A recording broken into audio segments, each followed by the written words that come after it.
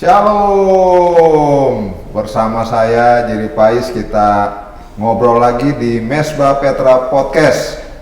Ya, kali ini tamu saya Tasya Sianipar punya masalah yang unik, ya, dengan kisah pengalaman yang begitu luar biasa. Mengalami katarak. Orang biasanya sudah di usia lansia mengalami katarak, ini dari kecil udah ngalamin katarak. Nah, katarak ini, masalah yang dihadapi oleh Tasya ini membuat Tasya punya banyak pengalaman-pengalaman luar biasa yang bisa di-share ke kita. Kali ini saya nggak akan banyak bicara karena kemarin-kemarin katanya suka motong dan segala macam. Oke, jadi saya akan membiarkan Tasya banyak bercerita supaya yang nonton juga seneng, puas dengar cerita. Ya, saya panjang di depan aja untuk opening.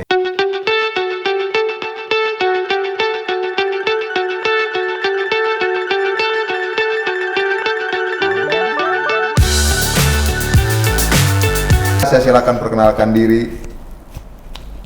Shalom, nama lengkap aku Natasha Tracy Sianipar.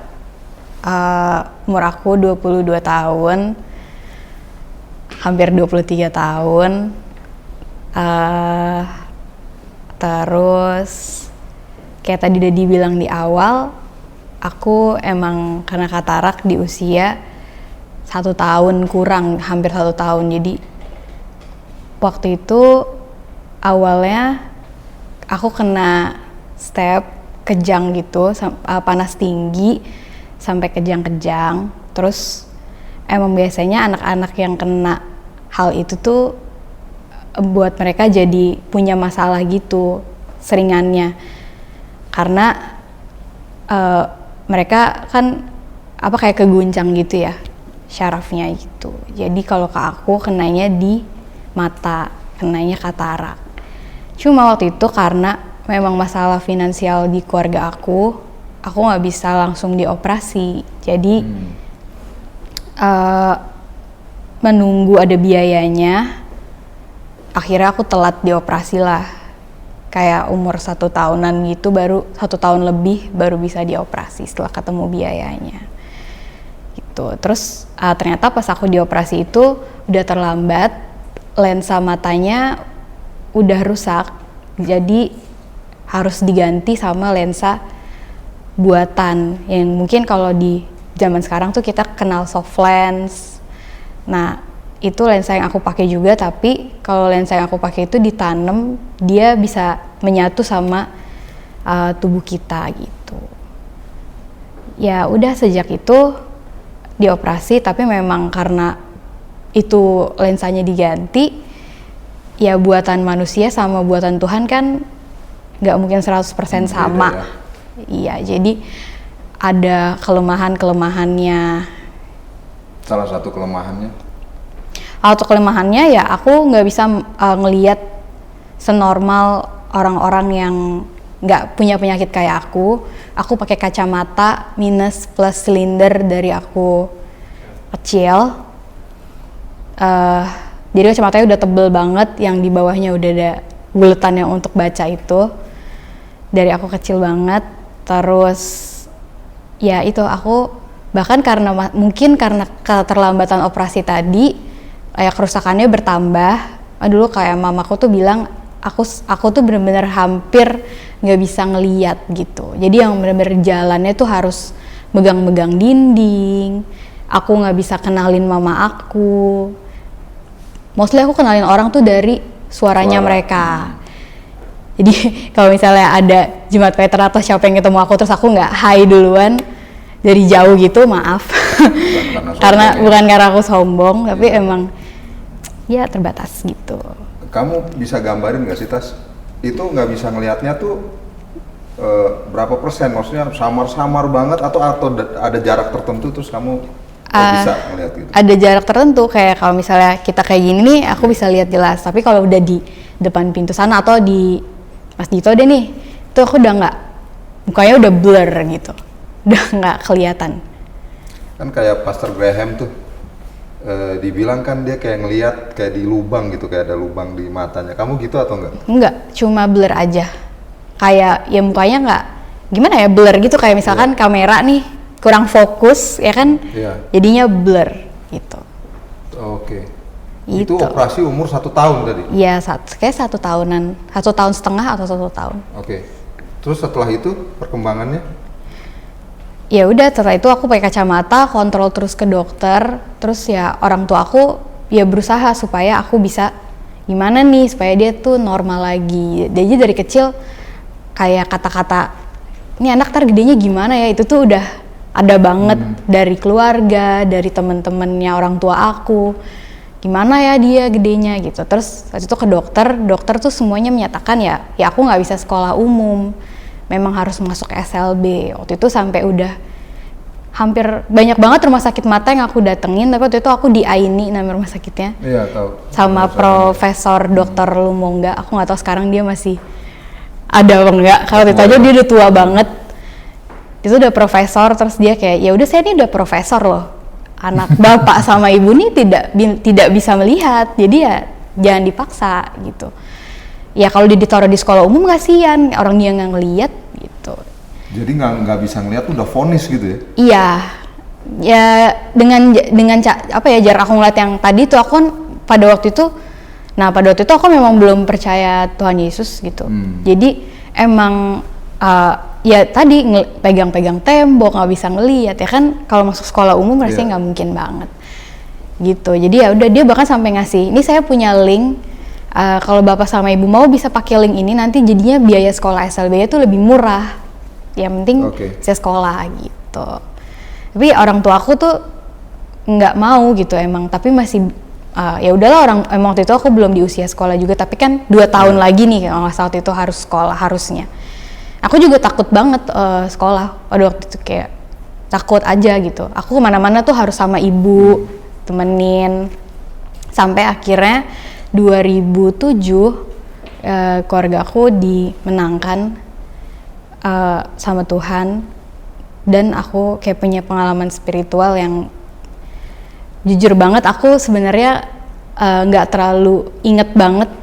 Karena entah kenapa, walaupun aku nggak punya short term memory, tapi memori itu tuh kayak nggak keinget banget gitu Om, kayak hilang gitu.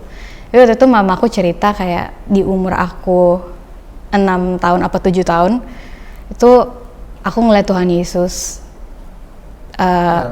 Ya terus lihat di rumah mamaku kayak ya kita semua yang nggak punya pengalaman sama sekali kan, kita nggak tahu Tuhan Yesus itu siapa karena kita bukan keluarga Kristen. Papaku juga pada waktu itu baru bertobat, baru balik lagi ke Kristen, tapi sebelumnya dia bukan seorang Kristen yang menghidupi kekristenan. Jadi waktu itu dia baru-baru banget lagi ke gereja ternyata gitu. Terus ya kita have no clue banget kan, mamaku bilang ya mungkin imajinasinya anak kecil aja kali gitu, tapi ternyata waktu itu ada satu kali kita ke rumahnya, aku manggilnya nang buru aku, itu dia punya foto Tuhan Yesus di rumahnya. Terus aku lihat, terus aku kayak oh itu tuh yang aku lihat gitu. Kamu lihat benar dengan keterbatasan penglihatanmu. Iya. Kamu melihat pada waktu pengalaman kamu lihat tadi kamu cerita kan, kamu ngelihat Tuhan Yesus di rumah. Yang kamu belum tahu itu siapa. Iya, jadi benar. kamu melihat benar-benar ngelihat gitu. Di dalam keterbatasan penglihatanmu padahal. Iya. Oke, sampai ke rumah. Iya. Terus oh itu siapa? Itu Tuhan Yesus gitu. Oh Tuhan Yesus ya. Kita tahu oh Tuhannya orang Kristen. Iya itu yang aku lihat. Terus pada waktu aku ngeliat itu, Tuhan itu kayak ngasih tangannya kayak gini dan kena ke mata aku gitu, kayak jadi ada cahaya gitu yang masuk ke mata aku. Terus sejak hari itu menurut mamaku ya, maksudnya kan yang ngurus aku tuh mamaku. Aku sangat berbeda jauh gitu cara melihatnya, seperti aku yang biasanya. Aku bisa kenalin mamaku. Aku tuh dulu sering banget jatuh, ketabrak motor. Karena aku tuh nggak lihat gitu. Dikit-dikit jalan sedikit jatuh. Ketabrak motor, jadi bukan motor yang nabrak kamu. Iya, aku kayak dia motor udah jalan gitu, aku nyebrang aja, jadi ditabrak tuh. Sebenarnya aku sih yang bikin, jadinya aku nabrak motor gitu. Kayak mbaknya aja yang bawa tuh mbaknya juga kaget kayak, ya ampun nih anak kok tiba-tiba nyebrang gitu. Jadi kamu yang minta maaf jadinya? Nggak sih, aku udah terluka-luka. Iya, mbaknya minta maaf kayak maaf ya Bu, anaknya tiba-tiba nyebrang gitu. Iya gitu, maksudnya separah itu. Terus ya sejak itu aku bisa kenalin mamaku, aku bisa jalannya nggak jatuh-jatuh lagi. Sejak kamu melihat Tuhan Iya, Yesus itu. sejak aku melihat Tuhan Yesus itu. Deskripsiin dong, ngeliat seperti apa yang kamu lihat? Ya tadi aku bilang, aku kan nggak inget ya, Iya. seperti ya, tapi mungkin kayak gambar yang kita suka lihat aja Iya. sih. Tuhan Yesus kayak gambar yang kita suka lihat, karena kan dari cerita itu aku ke rumah Nang Boruku, terus oh itu tuh yang Iya aku tuh, lihat iya. gitu. Jadi mungkin seperti itu ya yang aku lihat gitu. Tapi berarti kamu mengalami mujizat dalam penglihatanmu saat itu. Iya, tadinya mungkin kelihatan aku cuma 25% Ya, gitu ya, mungkin ya. ini nambah. Ini nambah itu, jadi 50%. Wow. Nah, tapi pada saat itu kan, tapi kalau dibayangin dari hari itu sampai hari ini, mungkin iya, aku tidak totally bisa ngelihat seperti orang normal, tapi aku merasa emang semuanya membaik sih. Kayak Jauh dulu lebih baik. nggak bisa, aku tuh nggak bisa baca Alkitab kan. Iya. Sekarang tuh aku udah bisa kelihatan gitu. Biarpun mungkin tidak senyaman aku baca Alkitab yang diprintin Iya, buat iya. aku, tapi itu udah bisa kebaca gitu. Terus kadang kalau aku lagi baca buku pelajaran aku, papaku juga suka, itu dia kebaca gitu. Karena dulu ada waktu masanya aku tuh dibacain kayak ini, misalkan cara aku belajar salah satunya tuh dibacain mamaku gitu. Iya, iya. Gitu Jadi, sih. Enggak, tadi aku ambil dikit. Tasya bilang Alkitab diprintin, maksudnya kita print Alkitab buat Tasya dalam font yang lebih besar ya, font Iya. yang lebih gede supaya bisa kebaca. Tapi kali ini yang normal pun kebaca. Iya, udah mulai bisa kebaca gitu. Iya. Walaupun iya sih nggak senyaman aku baca yang itu, tapi aku udah bisa baca gitu. Iya. Jadi emang mungkin mujizat tuh nggak selalu kayak apa yang pada 2000 tahun yang lalu Tuhan Yesus nyembuhin orang buta, benar-benar buta celik gitu kan, kelihatan Iya. semuanya normal. Ya Tuhan tuh, aku percaya Tuhan itu personal sih, dan dia tuh berurusan sama kita tuh juga very personal juga Iya. gitu. Jadi beda-beda emang, dan Tuhan itu kan pencipta ya, jadi dia sangat kreatif sih. Nggak selalu mujizatnya tuh sama untuk semua orang. Aku sekarang mungkin nggak punya mujizat itu, aku nggak yang diekspektasiin orang-orang kayak sembuh secara total. Tapi aku tuh benar-benar ngerasain yang disertai Tuhan gitu sepanjang aku jalan sama dia sih. Gitu. Iya. Dan mujizat itu tuh terjadi, jadi aku tuh kagum terus gitu kayak, aku bisa kayak gini ya, aku bisa kayak gitu ya. Karena aku kan tidak sembuh sepenuhnya, tapi Tuhan tuh bikin aku ngelakuin hal-hal yang sebetulnya aku nggak bayangin dulu. Ya pertanyaan-pertanyaan orang itulah kayak, gimana ya dia kan akan nggak bisa sekolah, nggak punya masa Iya. depan. Tapi ternyata aku bisa sekolah, bisa lulus, dan nilainya tuh nggak malu-maluin. Kayak Tuhan tuh sertai aku banget. Emang mungkin mujizatnya beda sama 2000 tahun yang lalu, tapi penyertaannya tuh luar biasa itu sih. Aku ngelihat dia hebat banget buat aku.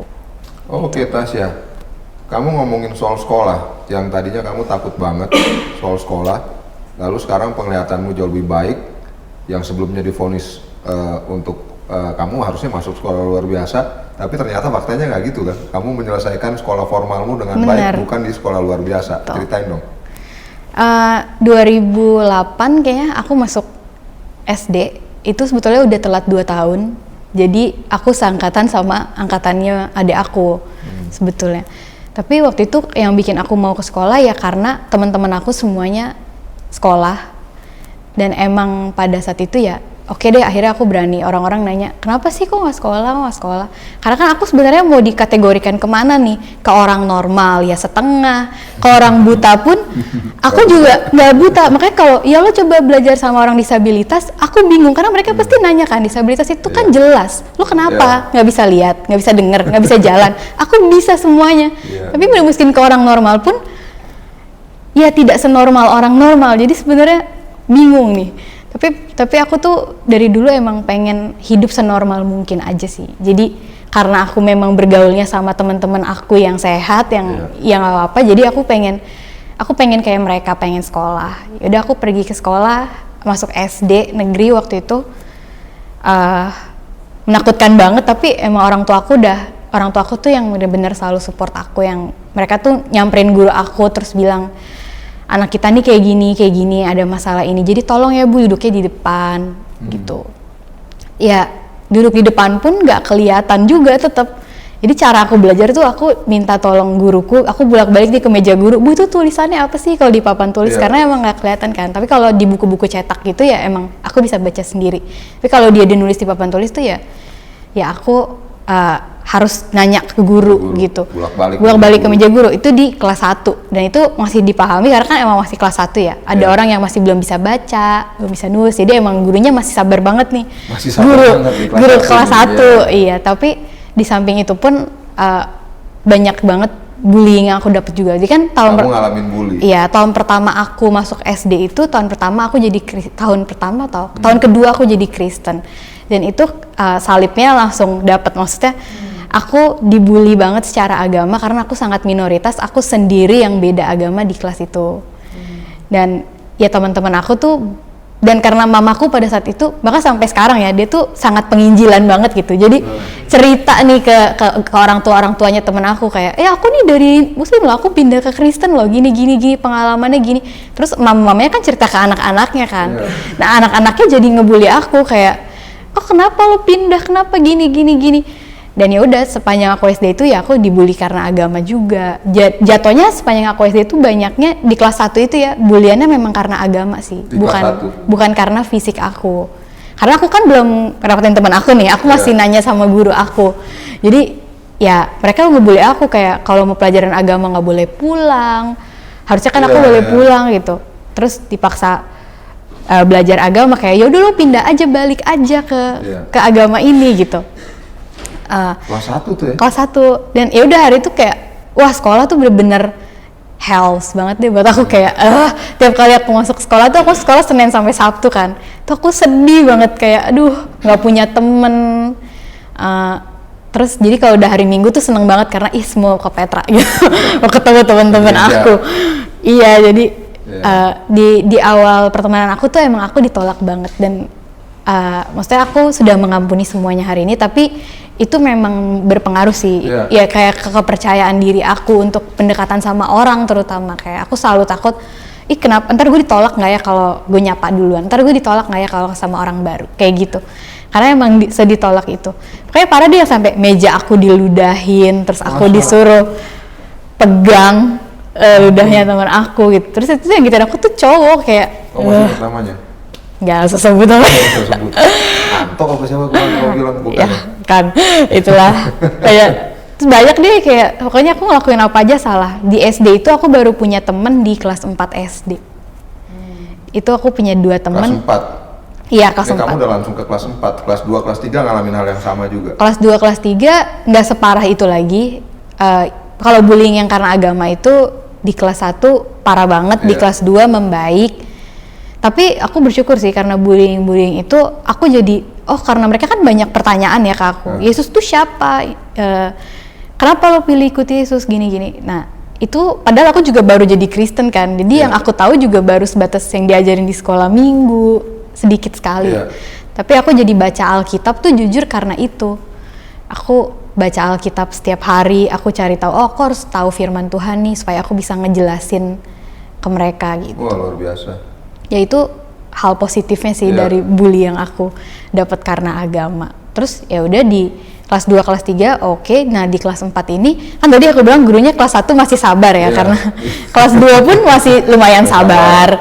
Kelas 3 masih udah mulai bertanya tuh kayak, kenapa sih kok kamu balik-balik ke meja saya mulu sih, nanya mulu. Mulai kayak, karena kan bener-bener lagi proses belajar, aku ke mejanya, aku nanya, Bu itu tulisannya apa sih Bu gitu. Nah mulailah sama guru aku ditempatin orang untuk di sebelah aku nih. Coba dong kamu tolong bantuin Natasha biar dia bisa baca tulisan di papan tulis, dia nggak harus mundar-mandir ke meja guru.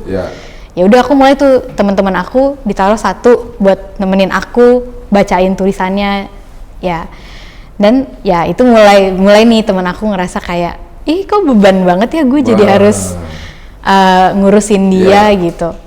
Kayak kebetulan tadi di kelas 4 aku punya 2 temen yang baik banget, dan di kelas 4 itu satu-satunya kelas yang aku suka di SD gitu.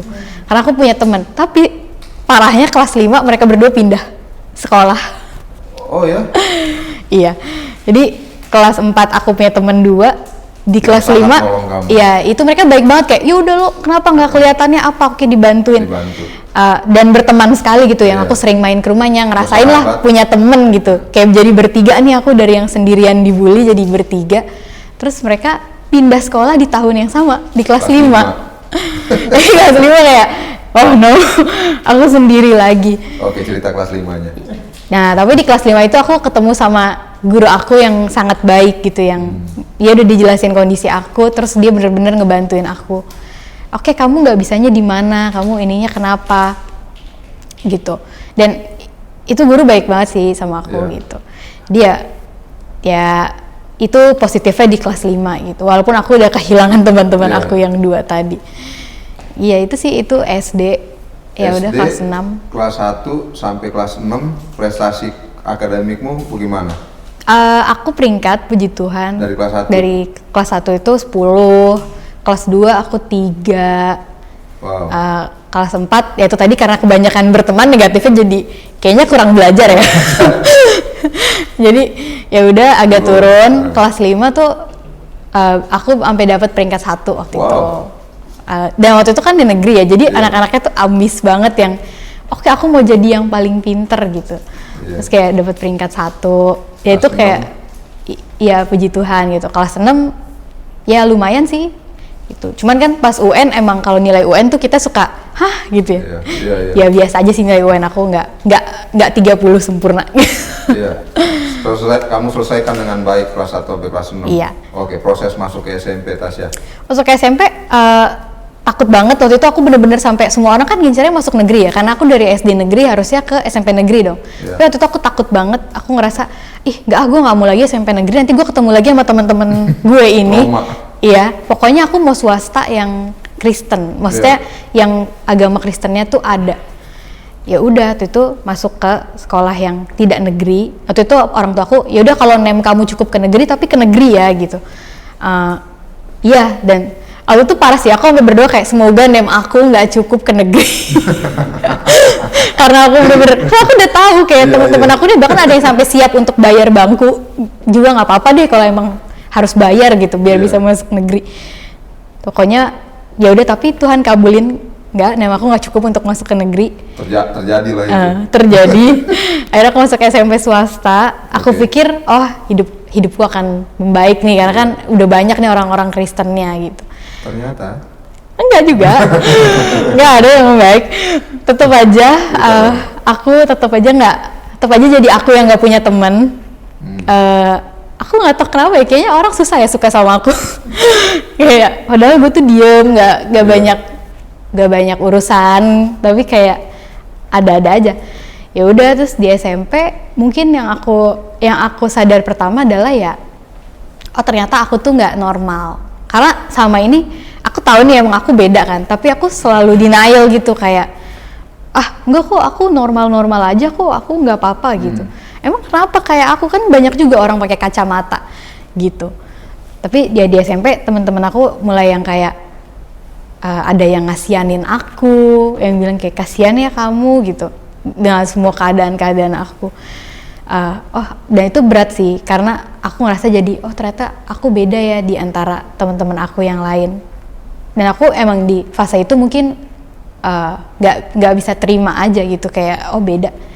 Jadi berusaha untuk menjadi normal, ngejar yang sebenarnya harusnya nggak aku kejar juga, karena aku emang bukan mereka gitu. Tapi aku pengen banget waktu itu ya diterima, ya punya teman banyak. Ya normal lah ya. Ya normal gitu. Ya udah, terus mungkin kalau di SMP itu sih yang paling berat. Ya ada sih kayak bully-bully pada saat itu ya, apa sih cowok-cowok yang baru beranjak remaja, aku juga. Jadi kayak lumayan ada lumayan sering jadi bahan bulian mereka aja. Gitu. Kayak rese ya. Iya, bercanda sih sebenarnya, bercanda. Iya. Tapi aku emang dari dulu tuh selalu yang kalau aku dibully nggak pernah mau nangis di depan mereka atau kelihatan aku marah atau nggak suka. Aku pasti ya udah simpen aja, ya udah nggak apa-apa. Ntar kalau di rumah baru nangis, baru ini gitu. Terus ada pelajaran-pelajaran yang sulit juga, kayak ternyata aku nggak bisa main komputer. Kayak waktu aku SD kan komputer itu sedikit ya Om, karena kita negeri, fasilitasnya kan nggak banyak. Nah, kalau di SMP swasta kan kita udah bayar nih, jadi tentunya kita dapat komputer per anak, dan itu sangat menyulitkan aku gitu. Nggak bisa main komputer, terus ada pelajaran waktu itu tata busana, ngejahit, nggak bisa masukin benang, nggak bisa ngejahit, bikin sulam-sulaman. Itu lumayan, sebenarnya di SMP itu ada titik yang mana kayak rendah banget buat aku tuh udah mau nyerah. Aku bilang sama orang tua aku, kayaknya aku capek deh, aku nggak mau gitu lanjutin sekolah. Kelas 2, iya. Itu tuh triggernya karena aku punya temen deket yang sebenarnya udah aku cita-citakan banget nih, punya temen deket kayak gini, dia cantik, pinter, dan dia milih untuk temenan sama aku gitu. Tapi tiba-tiba dia cabut aja, kayak ternyata gue nggak cocok deh temenan sama lo gitu. Kenapa? Pada waktu itu ya biasa kayak aku juga, dia juga aku pengen hits, pengen punya teman-teman yang lebih oke dari kamu gitu. Dia jujur sih, karena biasanya temen aku tuh ninggalin aja sama orang yang lebih baik gitu. Tapi dia jujur sama aku dan ternyata sakit banget ya gitu. Terus aku ngerasa kayak iya udahlah, nggak ada yang mau temenan sama aku, pelajaran aku makin nggak bisa aku kejar nih kayaknya. Di sekolah, di SMP nih? Iya, di kelas 2 itu. Terus aku waktu itu aku sampai sakit, kena asam lambung karena aku stres banget. Kelas 2? Iya, stres banget, kayak 1 minggu aku nggak masuk sekolah. Aku bilang sama papa mamaku, kayaknya aku udah deh, aku udah bisa baca tulis, udah bisa ngitung, aku mau selesai aja. Aku capek gitu, kayak pertemanan aku soalnya selalu kayak gitu kan, akhir-akhirnya selalu gagal. Terus papa mamaku cuman, gue coba berdoa dulu, udah kelas 2, tanggung, dikit lagi lulus loh, masa iya berhenti, kenapa sih emang ya, aku cerita gini-gini. Itu papa aku sampai ke sekolah, terus dia manggil guru-guru aku yang menurut aku serem waktu itu, kayak pelajaran ibu ini, bapak ini, aku takut.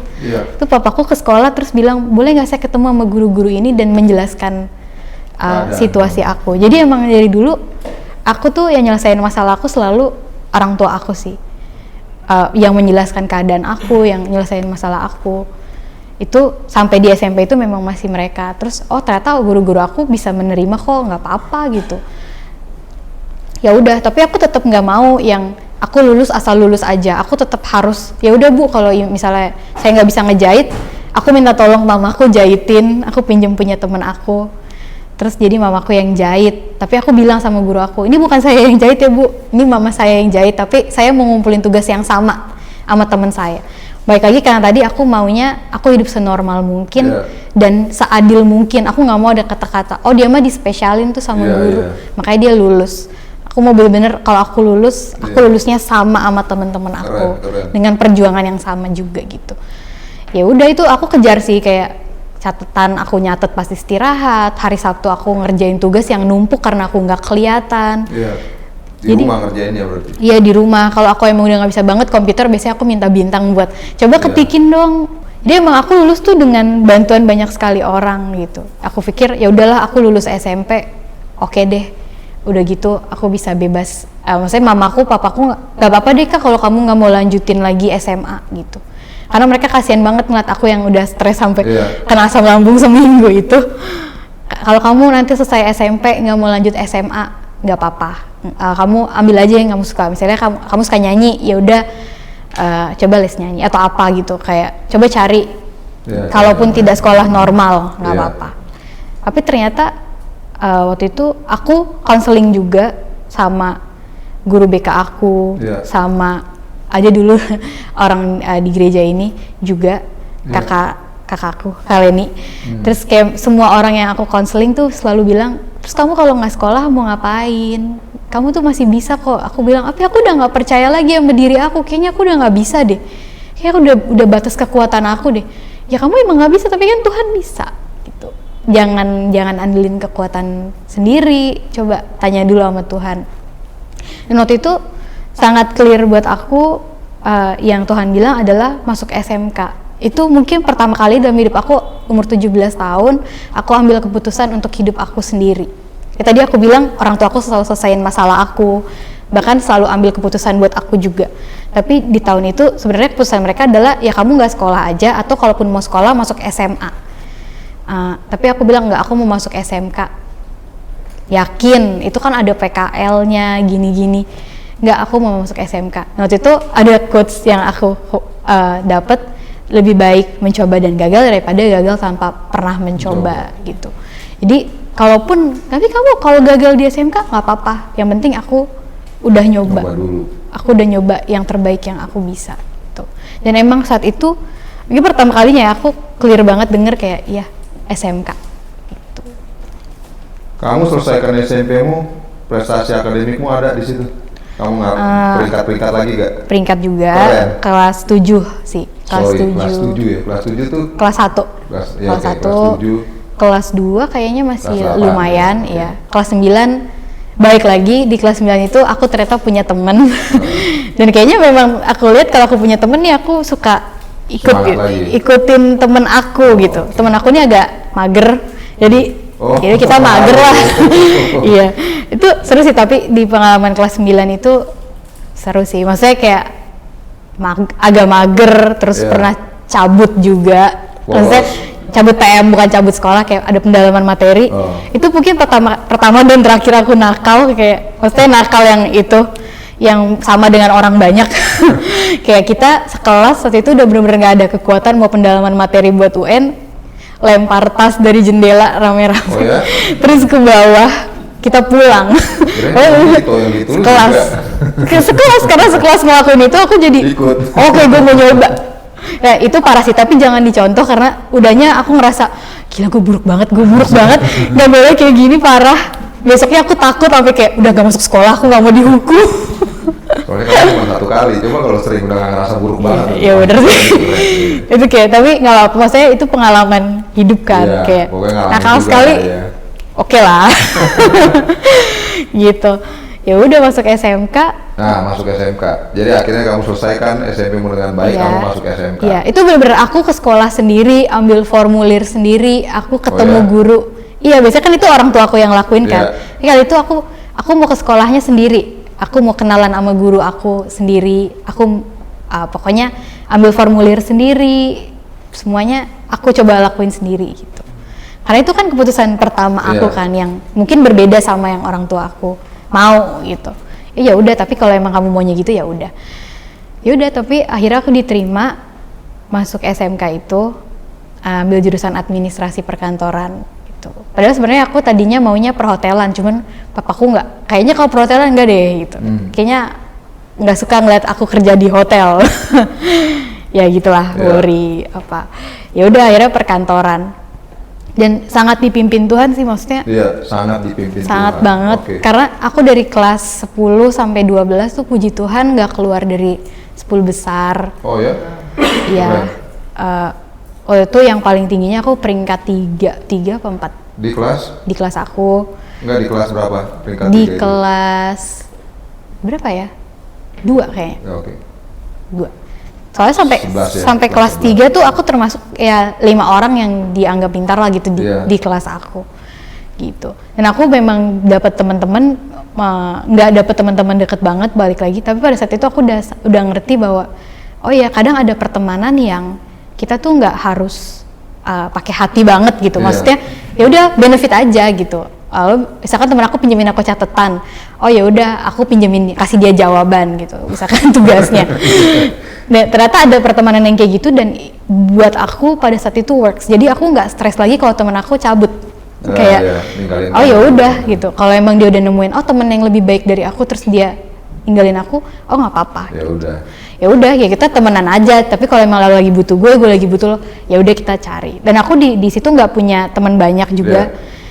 Walaupun tetap aja kan aku berharapnya, masa SMA keren. Kayak di film-film. Iya, anak drama banget lagi. Kayak pengennya gini-gini, ternyata enggak. Temen aku cuma 1. Yang di SMK itu mungkin yang aku dapat, aku diklasifikasikan kayak ke teman-teman yang punya borderliner gitu. Karena teman deket aku kan selalu minta sama Tuhan, aku pengen punya sahabat gitu di sekolah. Terus waktu itu yang nyamperin aku ada anak ini. Terus udah gitu ternyata dia memang ya agak beda lah gitu. Karena emang di sekolah aku ini di setiap angkatannya tuh ada beberapa orang yang kayak gitu dan termasuk teman aku ini. Terus dia sejak hari itu jadi temenan sama aku, nggak temenan gitu. Sebenarnya balik lagi ke penerimaan gitu. Oh ya, di umur 17 tahun itu pertama kali aku menerima diri aku sebagai orang yang berbeda. Aku udah berani tadi aku nggak berani cerita ke siapa-siapa, aku tuh beda, aku tuh punya masalah mata. Kalau orang tahu masalah aku selalu nangis kayak, ya aku ketahuan dong, aku beda. Nanti orang kasihanin aku, anggap aku beban. Jadi, tapi hari itu temen aku nanya aku, kamu kenapa sih gitu? Jangan marah ya, tapi aku mau nanya aja, kenapa sih emang kamu? Terus aku untuk pertama kali yang ngejelasin ke temen aku, kenapa tentang mata gue ya? Iya, oh ya mata gue itu gini-gini. Dan aku udah gak nangis lagi, aku jadi tahu, oh ya aku udah nerima diri aku. Terus tiba-tiba aku ketemu teman aku ini dan beberapa teman lain yang ngedeketin aku dengan kondisi yang sama gitu. Jadi pada saat itu guru-guru aku tuh mengira aku sama mereka. Balik lagi ke tidak terima nih kayak, iya kan gue yang masalah tuh mata, kayak otak gue tuh nggak apa-apa gitu. Oh kenapa kok gue digolongkan ke mereka? Tapi pada saat itu Tuhan memang maunya aku jadi temennya dia, karena ternyata setelah aku berteman sama dia, aku teman pertama yang dia punya di hidupnya. Wow. Sebelumnya dia nggak pernah punya teman. Dia tuh pulang sekolah kayak aku yang tadi nangis karena dia dibully sama teman-temannya, dikata-katain, nggak pernah punya teman. Ya udah gitu. Oh. Tasya, kamu bilang borderliner, diklasifikasikan ke borderliner. Tapi kan kamu pinter. Iya. Apa yang klasifikasiin kamu ke borderliner? Guru-guru aku sih, karena kan maksudnya nggak semua guru tuh jadi wali kelas aku ya. Wali kelas aku kan udah pasti tahu, oh nilainya kamu nih di sini. Tapi kan ada guru-guru yang nggak tahu, dan karena temen aku kayak gitu, karena nggak ada orang yang tidak sama. Aku nggak ngatain, tapi maksudnya biasanya teman-teman yang dalam tanda kutip dibilang borderliner itu akan bermain dengan yang sama dengan mereka, karena teman-teman yang ini tanda kutip lagi yang dianggap normal itu merasa malu main sama mereka. Balik lagi SMA adalah saat dimana kita pengen keren, pengennya punya temen yang cantik-cantik, yang kaya-kaya, yang pinter-pinter, yang hits. Nah aku mainnya sama mereka, jadi guru-guru aku yang pada saat itu kan guru ganti-ganti om tiap tahun, itu gurunya nggak selalu sama. Kayak ada guru yang ngajarnya hanya di kelas 11, ada guru yang ngajar di kelas 10, kelas 12 gitu. Itu karena ngelihat aku mainnya deketnya sama dia, jadi kayak oh dia sama gitu. Oke. Kamu cerita tadi sudah diwanti-wanti kalau masuk SMK, bahkan kamu juga sudah mempertimbangkan kamu akan ketemu dengan PKL, praktek kerja lapangan. Ceritakan sedikit aja, singkat aja hal yang berkesan waktu kamu harus ngikutin PKL. Akhirnya bisa harus ngikutin PKL. Oh itu berat banget sih, maksudnya karena tadi kan aku punya kekurangan, dan biasanya orang yang berbeda itu memang ditaruhnya di sekolah, jadi mereka nggak boleh keluar, mereka PKL di sekolah. Tapi aku ngotot banget, aku nggak mau PKL di sekolah. Aku berdoa banget karena mungkin ini kesempatan kerja aku satu-satunya. Terus saat itu temen aku yang SMP tadi, yang aku bilang deket di kelas 3, itu ngajakin aku kelompokan sama dia gitu. Padahal dia tadinya aku tanya, lo udah punya kelompok belum? Udah, kelompok gue udah penuh gitu. Ya, karena kan kita nggak sekelas tuh, aku sama dia. Tapi ternyata dia bilang, ya udah Nat, bisa deh. Ternyata kelompoknya bisa di kantor, dan aku dapat kantor tuh yang strategis banget, bener-bener di belakang sekolah aku, kantornya. Kantor PKL-nya? Iya. Jadi ya udah di belakang sekolah aku, terus aku dapat PKL di kantor yang baik lah, orang-orangnya baik. Aku berdoa juga, Tuhan aku nggak bisa main komputer nih, kalau aku harus nge-admin terus nge-entry nama-nama orang atau bikin ketikan untuk bos aku, kayaknya aku nggak bisa, gimana ya. Terus aku ditaruh di filing yang memang nggak harus pakai komputer. Kerjaan aku di kantor itu tuh ngerjain file-file. Jadi kan aku kerja di kayak tempat peminjaman uang gitu, yang bisa jaminin BPKB dapat uang gitu. Nah itu kan banyak data-data nasabahnya tuh. Nah aku ngurusin itu. Jadi bentuknya kayak udah hard copy gitu. Aku tinggal satu-satuin aja namanya jadi satu file nih, bapak ini, ibu ini gitu. PKL berapa lama? 3 bulan. Lumayan ya? Iya. Gitu. Mulus, berjalan dengan lancar? Enggak, berantem. Kayaknya aku bilang nggak ada di hidup aku yang lurus-lurus aja tuh, walaupun aku berusaha, wah hidup gue lurus, enggak, karena orang-orang di sekitar aku enggak, enggak bercanda. Pada akhirnya aku sadar, si temen aku yang tadi aku cerita itu, kan dia satu kelompok sama aku kan akhirnya, dia ada satu lagi sama temen aku SMP, dan ya udah ternyata kita, dia waktu itu jadi menyerang aku gitulah, entah kenapa, padahal kita sahabatan banget, tapi waktu itu parah kasusnya sampai ke guru BK. Jadi ini kayak sebenarnya sedih banget ya. Ini kan orang udah gue temenin, gue sampai dianggap aneh. Tapi kok akhir-akhirannya pas dia ketemu temennya yang baru, ya aku digituin juga gitu. Ya udah mereka jadi dekat, terus jadi ngebully aku.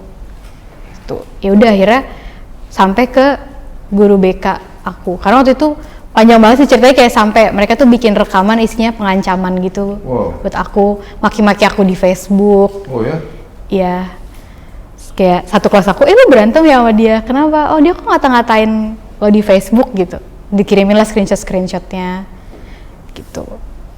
Ya udah sampai ke bimbingan konseling gitu, waktu itu. Wow, lalu selesailah SMK-mu dengan baik. Iya, ya selesai. Kelas 12 ya udah selesai. Waktu itu ikutin UN-nya susah nggak? Enggak, karena aku waktu itu udah PM, sedih banget berbulan-bulan, ternyata UN tidak jadi karena corona. Oh iya, kamu angkatan corona juga ya? Angkatan corona. PJJ ya, ngalamin PJJ berarti? Apa tuh? Pembelajaran jarak jauh, online? Enggak, karena pas banget aku mau UN, coronanya datang. Minggu depan ini aku UN, corona. Jadi aku nggak PJJ, tinggal ujian doang.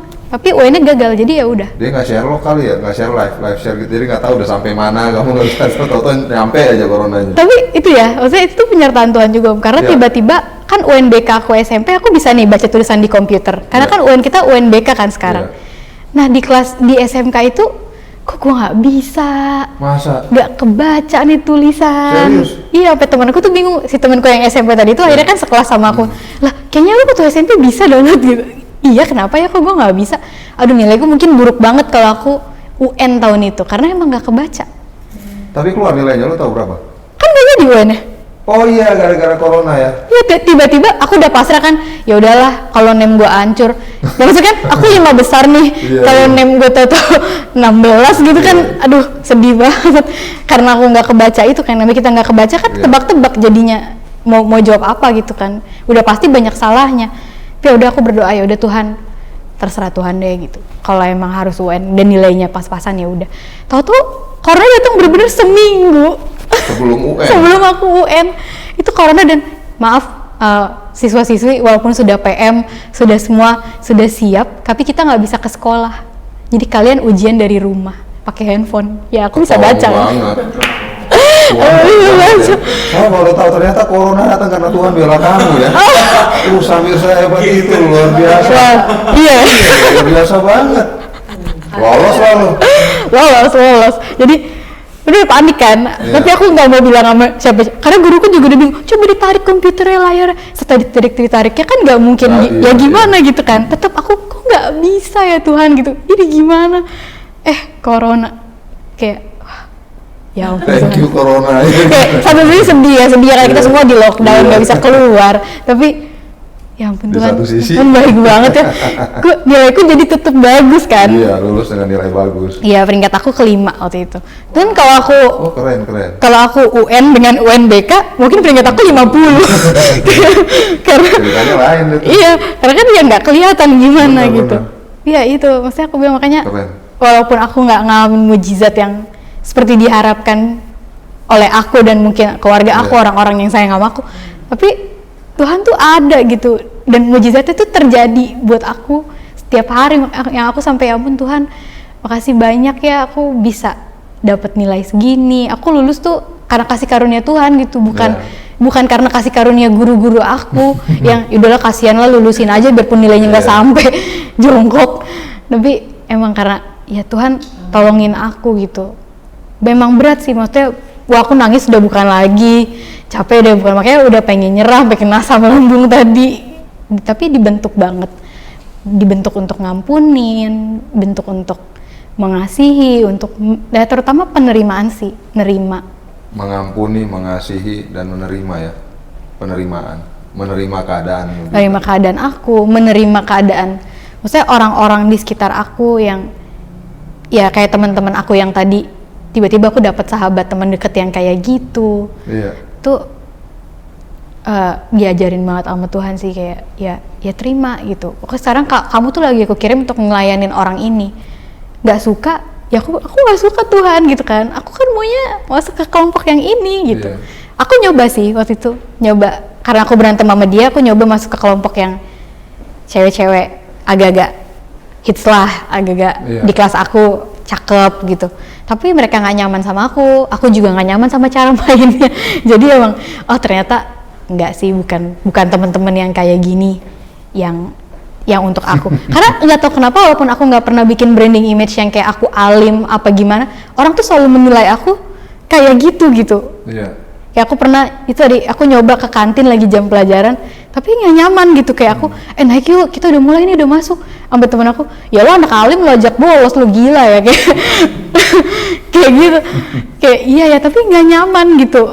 Bukan orang yang nyaman ternyata untuk, padahal kan SMA, maksudnya masa sekolah kan orang bandel emang kenapa sih gitu. Tapi kayak aku nggak bisa.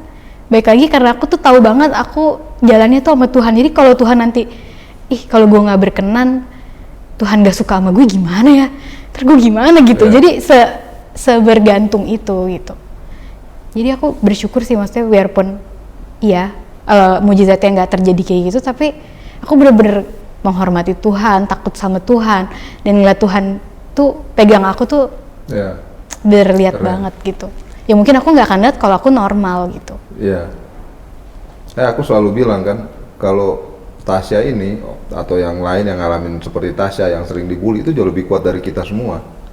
Ya kita mungkin kalau dibully juga mungkin nggak sekuat Tasya gitu, iya kan? Jadi kenapa? Karena kamu udah bisa nerima, sampai tadi kamu bilang kan bisa ngampunin dan bahkan bisa nerima. Iya. Sampai temen aku itu tadi kan yang udah berantem sama aku masuk BK, dia minta maaf sama aku. Sebenarnya aku udah nggak mau banget temenan lagi, tapi nggak. Yuk maafin, terima. Iya. Ya oke deh. Wow. Ya udah deh, oke deh kita temenan lagi gitu. Emang. Jadi sekarang di usiamu yang ke 22. Tinggal beberapa hari lagi. Oh iya, beberapa hari lagi ya, Tasya ulang tahun ya. Apa kita launching podcastnya pas di ulang tahunmu aja? Kamu pas sekarang juga mendapatkan kesempatan bahkan untuk ngikutin kuliah jarak jauh ya? Iya. Ceritain sedikit singkat aja karena waktu kita udah cukup banyak. Kuliah waktu itu ya udah lulus SMK, harapan aku kerja, tapi tadi karena ada corona itu semua perusahaan tutup, jangankan rekrutmen, orang-orang yang ada aja dipecat. Kayak ya ampun gitu kan. Terus aku ngapain nih, padahal aku sampai aku ditawarin, oke kamu mau SNM nggak, SBM nggak, karena waktu itu nilai aku kan lumayan bisa nih untuk masuk. Waktu itu tahun pertama kita ditawarin ke UI gitu, tapi aku nggak mau kuliah Bu, emang nggak mau kuliah. Oh emang kamu nggak mau kuliah? Enggak. Sampai teman-teman aku aja kayak, kenapa kamu nggak mau kuliah? Kayaknya lu otaknya masih jalan deh, bisa deh kuliah gitu. Enggak, udah capek, nggak suka sekolah. Tapi tahu-tahu sampai hari ini nggak dapat kerjaan kan. Terus ya waktu itu pada akhirnya di orang-orang sekitar aku bilang, kayaknya kamu teologi deh.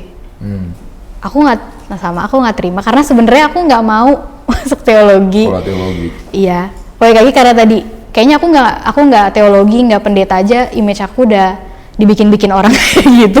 Kayaknya berat banget ya menyandang gelar teologi itu. Tapi banyak banget orang tua aku, orang tuanya teman aku yang masuk teologi. Aku nggak mau juga, sampai akhirnya ya tahun kemarin Om Yoi selaku bapak gembala aku ya memberi arahan gitu. Coba deh kamu teologi. Aku takut banget karena aku nggak mau jadi beban gitu, ngerepotin orang-orang di kampus aku lagi nanti. Siapa yang mau ngetikin tugas aku? Gimana nih yang nggak bisa main laptop? Sekarang kan semuanya serba komputer. Ya. Gimana dong caranya aku bisa kuliah? Aku mau ngerepotin siapa gitu? Terus balik lagi, aku kan memang dibully dan kayaknya bully itu emang ngikutin aku ya. Gitu. Kayaknya nggak selesai ya, ada aja. Nah masuk asrama, aku harus masuk asrama kan kalau ambil teologi. Aku takut sih, dan kayaknya kok tidak se-clear waktu aku mau SMK tadi Iya. suara Tuhannya. Saya aku mau menjawab juga kayak orang-orang yang terus bertanya sama aku kenapa sih nggak ambil S1 masuk teologi, karena memang yang aku dapat tuh nggak se-clear itu. Aku nggak mau gitu jalan cuma karena orang berekspektasi, oh kamu kayaknya pendeta deh, kayaknya kamu pendeta, kayaknya teologi. Ya kalau emang Tuhan belum atau tidak nyuruh aku kayak gitu, aku nggak mau gitu. Terus Om Yoi ngasih aku saran kuliah ini D3 yang menurut aku banget kayak iya ya ternyata ada ya kuliah seperti ini. Aku kuliahnya dari rumah, cuman ambil paket, nggak harus bikin jurnal, nggak harus pakai komputer, tapi aku bisa dapat nilai, bisa dapat nanti sertifikasi gitu, bisa lulus dengan gelar juga teologi gitu. Dan itu menurut aku yang cocok buat aku saat ini. Iya, dan kayak banyak orang juga yang bilang kayaknya aku juga nanya gitu, iya ya apa aku kurang iman ya, tapi apa iya iman itu tanpa perhitungan? Menurut aku nggak juga deh. Aku nggak bisa berenang terus aku masuk ke laut, emang itu iman? Itu kan bodoh ya maksudnya. Terpaksa ya. Tenggelam ya. Iya. Kalau tenggelam baru, tapi kalau aku cuma di pantai atau kayaknya orang berenang di laut bagus ya, lah udah tau gue nggak bisa berenang. Di kalau renang aja tenggelam terus aku nyebur ke laut, kayak itu bukan iman deh. Ya aku sih percaya kayak kalau Tuhan yang memang mau aku kesana, dia pasti akan kasih aku tadi sign-nya, tanda-tandanya, ngomong sama aku kayak ya udah kesini, tapi enggak gitu. Dan waktu Om Yoi kasih aku tawaran ini, kok rasanya iya ya gitu. Oh ternyata bisa kayak gini ya. Jadi aku jalanin yang ini dulu gitu. Siap. Gitu sih. Bukan berarti aku nggak percaya kalau Tuhan bisa. Aku percaya gitu. Pokoknya aku aja lulus kan 12 tahun ini. Iya. Tapi memang sekarang yang klik di aku tuh yang ini gitu. Semester berapa nih sekarang kamu? Aku nggak tahu semester berapa karena kata ibu yang ngurus kuliah ini, aku tuh cuma selesain 100 sampai 110 SKS. 110 dan SKS. emang nggak dibilangin, oh kamu sekarang udah semester ini. Tapi pokoknya kerjain aja sampai 100 sampai 110 SKS gitu. Sekarang aku udah bulan ke-9 di STT ini. Udah bulan ke-9? Iya. Udah 3 bulan ketiga, berarti udah kalau aku nanti nyerahin tugas aku, ujian berarti udah ujian ketiga kali, udah 9 bulan. Oh, di situ. Cepet ya? Kayaknya baru kemarin kuliah, cepet juga, cepet ya waktunya. Cepet banget. Singkat, ini lebih singkat lagi. Nilai-nilaimu gimana? Kau ngikutin dengan baik nilai-nilainya? Ya, puji Tuhan. Bagus ya? Aku dengar bagus-bagus ya? Puji Tuhan. Keren ya? Enggak, biasa aja kalau nilainya. Nilainya bagus. Biasa aja. Oke Tasya, ini luar biasa di 50 menit kurang lebih pembicaraan, sharing Tasya bersama dengan kita. Yang paling saya dapat adalah bahwa dalam segala keterbatasan kita masih bisa buat hal-hal yang hebat dalam kehidupan kita. Jadi jangan karena keterbatasan yang kita miliki lalu menghambat langkah kita untuk melakukan hal-hal yang hebat dalam kehidupan kita. Tasya telah membuktikan hal itu. Sekalipun ya kan ada tantangan ya, banyak sekali di sekeliling kita, bully dan lain-lain. Tapi sampai hari ini sudah bulan ke-9 ikut kuliah. Ya, kita berdoa hal-hal yang hebat Tuhan bukakan buat Tasya untuk kedepannya. Kan kalau sarjana teologi juga nggak harus jadi pendeta. Iya kan, banyak sarjana teologi temanku juga nggak pendeta lah. Ya, bisa bermanfaat untuk hal yang lain. Dan Tasya juga Tuhan pakai dalam pelayanan-pelayanan di gereja lokal ataupun di dalam hal-hal yang lain, pelayanan-pelayanan yang Tuhan bukakan untuk Tasya ya. Terima kasih banyak Tasya untuk kisahnya yang luar biasa, yang saya kira ini sangat menginspirasi khususnya buat anak-anak muda ya yang sekarang ya, supaya hidup takut akan Tuhan juga dan betul-betul semangat untuk mengerjakan hal-hal yang baik sekalipun mungkin kita punya keterbatasan. Setiap kita pasti punya keterbatasan. Thank you Tasya, sukses selalu, Tuhan Yesus memberkati, dan terima kasih banyak untuk semua yang terus mengikuti di Ngobrol di Medba Podcast bersama Jerry Pais. Tuhan Yesus memberkati.